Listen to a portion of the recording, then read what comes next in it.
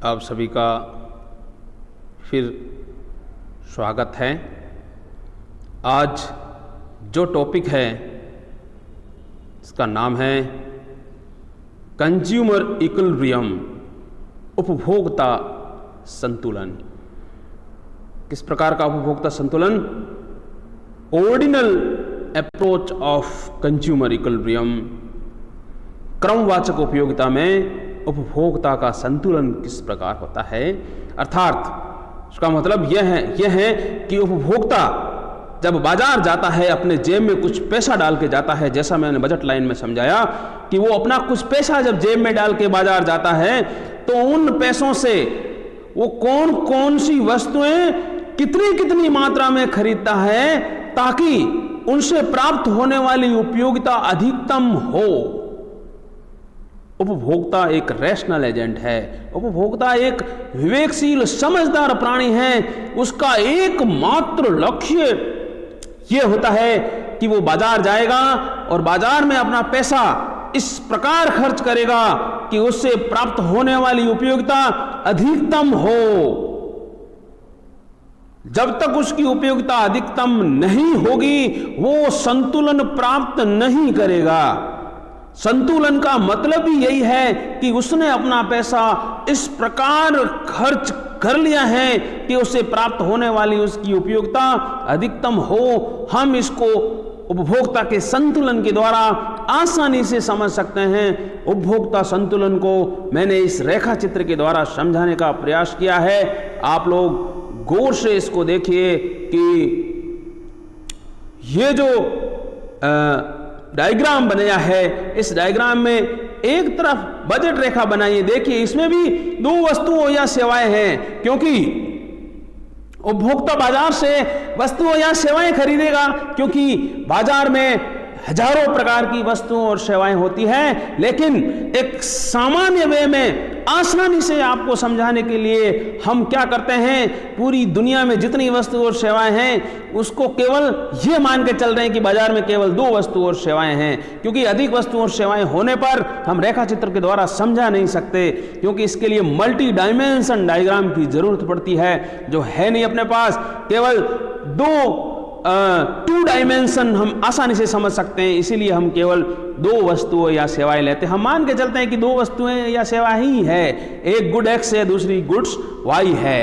अब इन दोनों को वो बाजार से खरीदता है तो उसके पास पैसा कितना है, सबसे पहले तो ये महत्वपूर्ण है, और उन वस्तु और सेवाओं की कीमतें कितनी हैं। मैंने आपको बजट रेखा में समझाते समय समझाया था कि बाजार की कीमतें फिक्स होती है और आय उसके पास फिक्स है। इसको प्रदर्शित करने वाली रेखा बजट रेखा है। बजट रेखा सामान्यतः ये बता रही है कि उसके पास पैसा कितना है और कितनी वस्तु और सेवाओं की कीमतें हैं और कौन कौन सी वो वस्तु और सेवाएं खरीदेगा, ये बजट रेखा से पता चलता है। ठीक है, उसके बाद में आता है उदासीनता वक्र। उदासीनता वक्र मैंने पिछली क्लासों में समझाया था। उदासीनता वक्र वह वक्र होता है जो यह प्रदर्शित करता है कि उसके हर बिंदु पर एक समान उपयोगिता प्राप्त होती है। उस वक्र को उदासीनता वक्र कहते हैं। उदासीनता वक्र की मैंने 3 प्रमुख विशेषताएं बताई थी कि जो उदासीनता वक्र ऊपर होता है उस पर उपयोगिता अधिक होती है, जो उदासीनता वक्र नीचे होता है उस पर उपयोगिता कम होती है। इसलिए उपयोगिता वक्र जितना अधिक ऊपर होगा उतनी ही अधिक उपयोगिता होगी। तो इसलिए यहाँ पे IC1, IC2, IC3, IC का मतलब है इंडिफरेंस कर्व।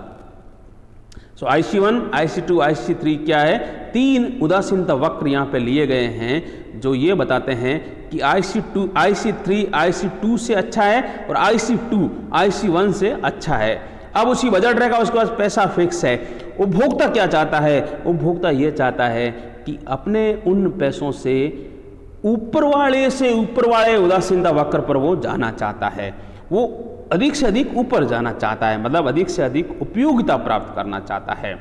अब वो उसको अधिक से अधिक उपयोगिता प्राप्त करने के लिए वो प्रयासरत रहता है। वो रेशनल प्राणी है, समझदार है, इसीलिए वो अपना पैसा इस प्रकार खर्च करेगा कि उससे प्राप्त होने वाली उपयोगिता अधिकतम हो। अब संतुलन क्या है?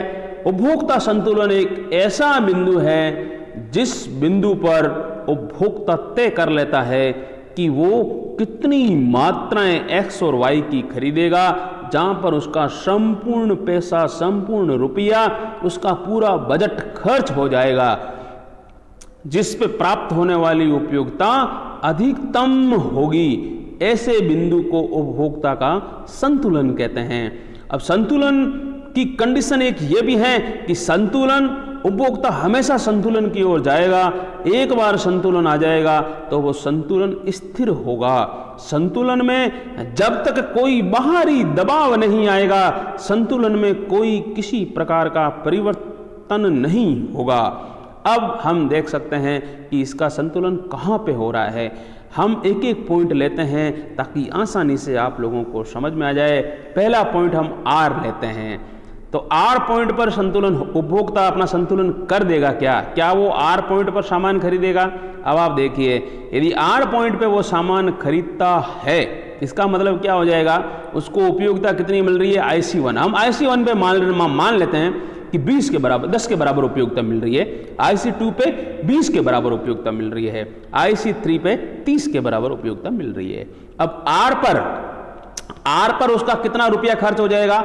जैसा कि सब 200 रुपये हैं उसके पास, तो बजट रेखा के हर बिंदु पर 200 रुपये खर्च होंगे। इसलिए यदि आर बिंदु पर हम देखें तो आर बिंदु पर क्या हो रहा है कि आर बिंदु बजट रेखा पर ही है, इसका मतलब पूरा 200 रुपये खर्च हो रहा है, लेकिन उपयोगिता कितनी मिल रही है? IC1 के बराबर, मतलब 10 उपयोगिता मिल रही है, 10 के बराबर उसको मजा आ रहा है। लेकिन क्या वो आर पॉइंट पर रहेगा? नहीं रहेगा। किस लिए नहीं रहेगा? क्योंकि वो 10 उपयोगिता से अधिक जाने का प्रयास करेगा।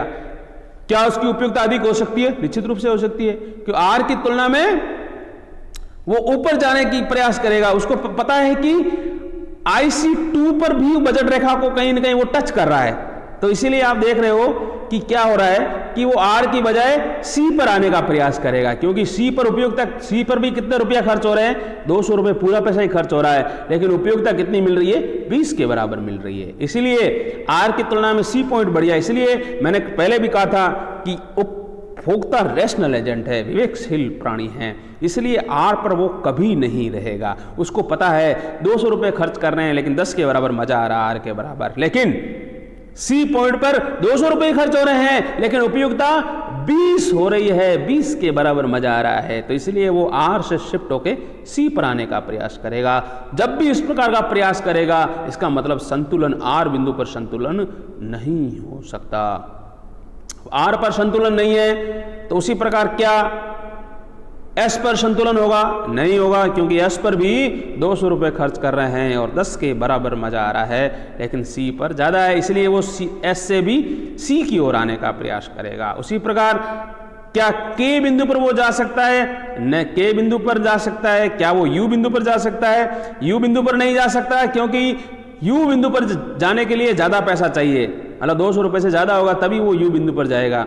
अब उसके पास 200 रुपये से ज़्यादा नहीं है, केवल 200 रुपये हैं, इसलिए वो अपनी बजट रेखा से ऊपर नहीं जा सकता। जैसा मैंने बताया था बजट रेखा समझाते समय कि ये अनअफोर्डेबल है, मतलब वो इतना नहीं खरीद सकता यू बिंदु पर, इसलिए यू बिंदु उसके लिए संभव ही नहीं है। इसलिए उसका संतुलन एकमात्र एक जगह होगा, वो किस बिंदु पर होगा?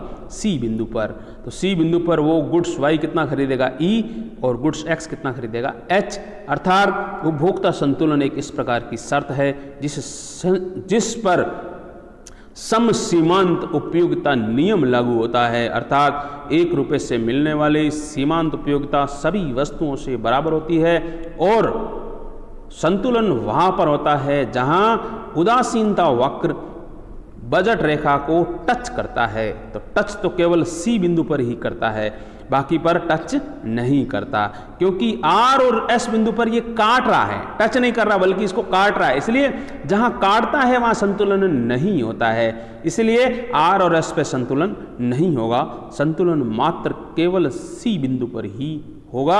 यू बिंदु पर संतुलन नहीं हो सकता, क्योंकि यू बिंदु बजट रेखा को टच नहीं करता है, इसको कहते हैं टेजेंसी। इसलिए